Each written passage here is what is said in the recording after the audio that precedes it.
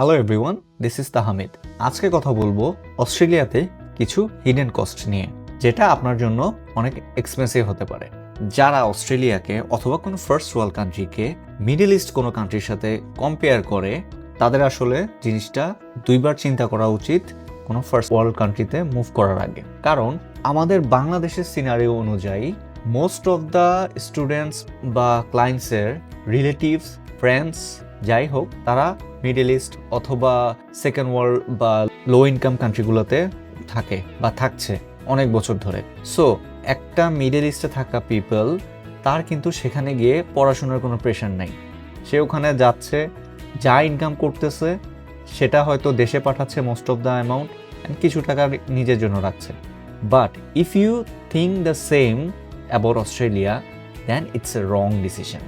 কারণ এখানে আপনার আসতে হলে শুধুমাত্র পড়াশোনার জন্যই আসতে হবে, অ্যান্ড যে পার্ট টাইম জব করার অপশনটা, সেটাকে আপনাকে ধরতে হবে অ্যাজ এ বোনাস। কারণ বাংলাদেশে আপনি একটা ফুল প্লেট বিরিয়ানি খেতে পারেন মাত্র 200 টাকায়, অথচ অস্ট্রেলিয়াতে জাস্ট সামান্য ফিশ অ্যান্ড চিপসের প্রাইস হচ্ছে $15 থেকে $18, যেটা বাংলা টাকায় প্রায় 1500 থেকে 2000 টাকার সমান। আপনার এখানে উইকলি একটা শেয়ার বেডের রেন্ট হচ্ছে $250 to $300 অস্ট্রেলিয়ান ডলার, যেটা $20 থেকে $25,000 এভরি উইক। বাংলাদেশে যেটা মান্থলি কাউন্ট হয়, অস্ট্রেলিয়াতে এখানে সেটা উইকলি কাউন্ট হয়। সো আপনি এখানে উইকলি স্যালারিও পাবেন এবং আপনার এক্সপেন্সও উইকলি যাবে। বাট দ্য ফ্যাক্ট ইজ, অস্ট্রেলিয়াতে most of the part time জবের ক্ষেত্রে আপনি যদি ট্যাক্স অথবা এবিএনে কাজ করেন, সেক্ষেত্রে আপনাকে $22 থেকে $25 বা আরও বেশি দিতে পারে, but not more than $35 usually. সেক্ষেত্রে অনেকে চিন্তা করে যে আমি যদি $30 করে অন অ্যান এভারেজ অথবা $25 করে on an average pi, and আমি যদি 24 আওয়ার্স করে এভরি উইক কাজ করি, তাহলে তো অনেক টাকা। বাট এটা চিন্তা করেন, আপনি সেটা কাউন্ট করছেন বাংলাদেশি টাকায়। অস্ট্রেলিয়াতে বসে বাংলাদেশি টাকা কাউন্ট করা, it's a big wrong decision. So what you need to do is, আপনার এখানকার অ্যাকচুয়াল সিনারিওটা বুঝতে হবে। আপনি বাংলাদেশে বসে কখনো একটা কান্ট্রির কি হচ্ছে বা এখানকার সিচুয়েশন কি, এটা গেস করাটা টাফ, অথবা আপনি গেসই করতে পারবেন না। সো বেটার, আপনার যদি $22 থেকে $30 মধ্যে পার আওয়ার আপনি যদি ইনকামও করেন, এক্ষেত্রে আপনার tuition fee, rent, grocery, transport সব কিছু বাদ দেওয়ার পরও এখানে সার্ভাইভ করাটা একটু টাফ হয়ে যায়। So better if you can bring some money from overseas to support you and your living cost, that would be an great idea. But আবার আপনি একটা জিনিস চিন্তা করেন, আপনারই কোনো ফ্রেন্ড বা কোনো রিলেটিভ অনেক লাক্সারি একটা লাইফ লিড করছে, সেম পার্ট টাইম জব করে অথবা ফুল টাইম জব করে। How is that even possible? তারা যে কাজটা করে সেটা রিকোয়ার্ড আওয়ার্স থেকে বেশি কাজ করে, যেটা একজন স্টুডেন্টের জন্য অস্ট্রেলিয়াতে completely illegal, and it's a breach of your visa condition, and এটার কারণে আপনার ভিসা ক্যান্সেলও হতে পারে। যারা চিন্তা করছেন অস্ট্রেলিয়াতে যাব, টাকা ইনকাম করব এবং দেশে পাঠাবো, এই কনসেপ্টটা থেকে আপনাদের বেরিয়ে আসতে হবে। Because Australia is not for earning money and sending that back to your home country. Australia is for a study while you are on student visa. আপনি যদি পোস্ট স্টাডি ওয়ার্ক ভিসাতে থাকেন বা অন্য কোনো স্পন্সর ভিসা বা any other visa, যেই visa আপনাকে full time কাজ করার জন্য পারমিশন দিচ্ছে, that's different case. But on student visa you should think twice.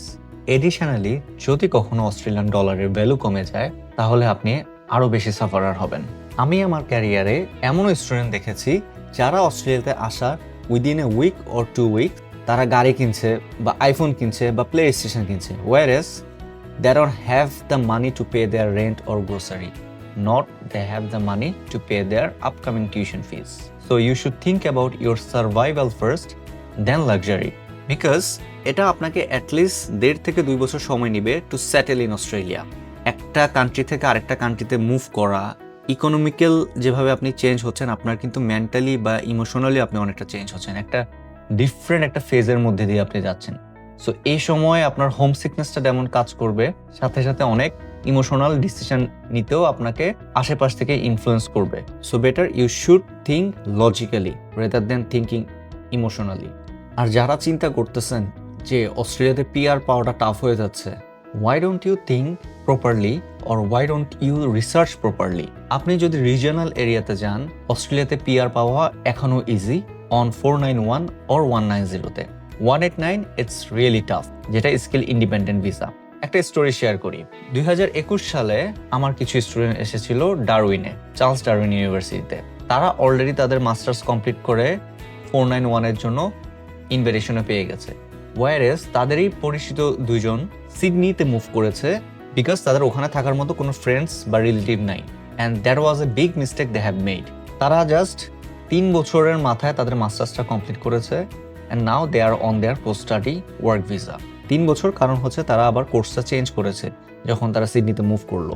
But যারা ডারউইনে ছিল, they completed their study, they got their extended 485 visa as well, and they started working on their nominated occupation field, এবং তারা ইনভাইটেশনও পেয়ে গেছে।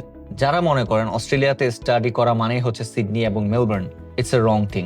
Sydney and Melbourne is the business capital of Australia, যেখানে most of the মানুষ থাকে এবং most of the বিজনেসও এখানে থাকে।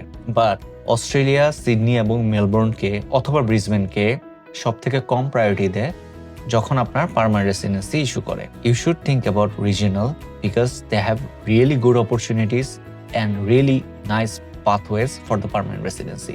Darwin is the best option as per my personal opinion.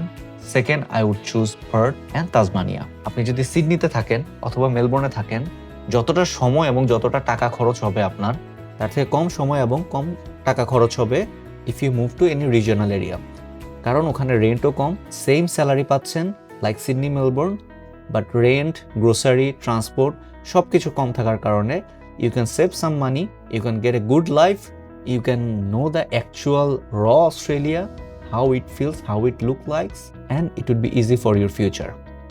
See you in the next video.